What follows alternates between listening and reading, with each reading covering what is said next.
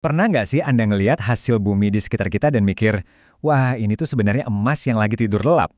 Nah, di sesi pembedahan materi kita kali ini, kita bakal kupas tuntas soal hilirisasi pertanian. Kedengarannya rumit ya, padahal intinya cuma satu. Gimana caranya ngubah bahan mentah jadi produk turunan yang harganya selangit? Kalau Anda pernah kepikiran buat terjun ke bisnis agrikultur tapi masih bingung harus mulai dari mana, tenang aja, kita bakal bedah bareng-bareng nih. Oke, biar gampang, ini nih peta jalan kita hari ini. Kita bakal mulai dari ngeliat sebesar apa sih peluang emasnya, terus masuk ke konsep pohon industri. Habis itu, kita ambil kelas master pakai contoh pohon kelapa. Dilanjut dengan langkah-langkah praktis buat pemula, dan pastinya gimana cara naklukin tantangan di pasar global.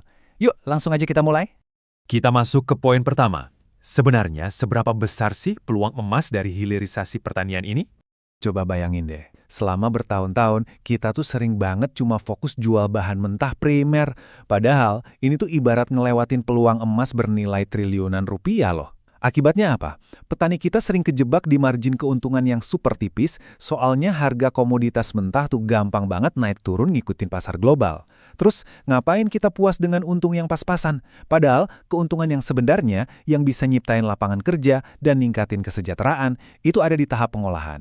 Lewat hilirisasi, kayak diolah, dikemas dengan cantik, dan ditingkatin kualitasnya, nilai suatu barang tuh bisa meroket tajam, tembus berkali-kali lipat. Biar kebayang, kita ambil contoh perjalanan biji kopi. Biji kopi hijau mentah itu kan harganya standar-standar aja ya di pasaran, komoditas curah biasalah. Tapi, siapa bilang berhentinya harus di situ?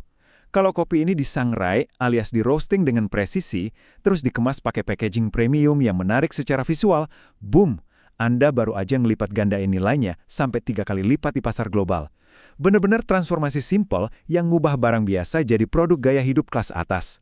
Dan asal Anda tahu, pola yang sama persis juga berlaku buat komoditas lain kayak sawit, karet, dan kakao.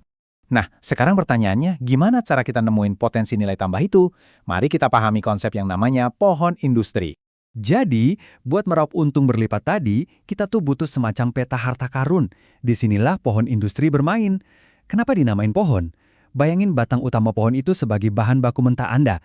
Dari batang itu kan tumbuh banyak banget cabang. Nah, tiap cabang ini mewakili industri baru, pabrik baru, dan pastinya margin keuntungan yang baru juga.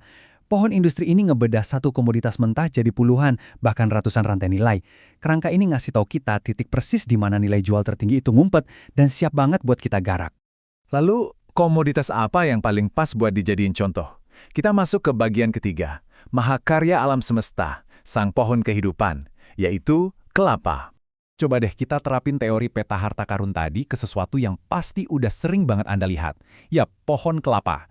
Kalau kita urai anatomi kelapa dari hulu ke hilir, dari pucuk daun yang paling atas sampai ke akar-akarnya, secara harfiah, nggak ada satupun bagian yang terbuang. Semuanya punya nilai aplikasi finansial di sektor hilir. Pemetaan komprehensif ini jadi bukti nyata kalau hilirisasi kelapa tuh ngebuka banyak banget pintu masuk buat pengusaha pemula. Ingat ya, Anda nggak harus ngolah semuanya sendirian. Anda cukup pilih satu aja cabang spesifik dari pohon ini buat difokusin. Yuk kita bedah cabangnya satu-satu, biar makin jelas. Daging buah kelapa tuh ujungnya nggak cuma jadi santan doang loh. Daging ini bisa diekstraksi jadi virgin coconut oil atau VCO, minyak murni yang harganya selangit di industri kosmetik dan kesehatan global. Atau bisa juga dikeringkan jadi desiccated coconut, bahan baku krusial yang selalu dicari sama industri roti dunia. Terus airnya bisa disulap jadi minuman nata de coco yang segar banget. Tempurungnya bisa dibakar dengan suhu tinggi jadi karbon aktif buat industri penjernih air. Bahkan, sabutnya bisa diolah jadi kokopit buat media tanam, dan batang kayunya disulap jadi furniture elegan. Benar-benar dari ujung ke ujung. Nah, yang bikin makin takjub, disinilah keajaiban ekonomi sirkular terjadi. Dalam sistem hilirisasi yang benar, yang namanya limbah itu sebenarnya cuma bahan baku yang belum diproses aja. Nggak ada yang terbuang sia-sia.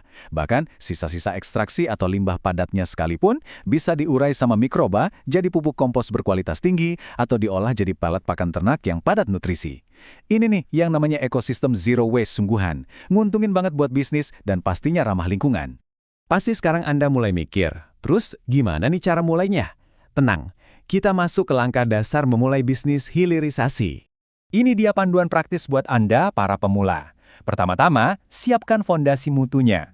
Langkah 1, pastikan produk Anda sesuai standar dunia.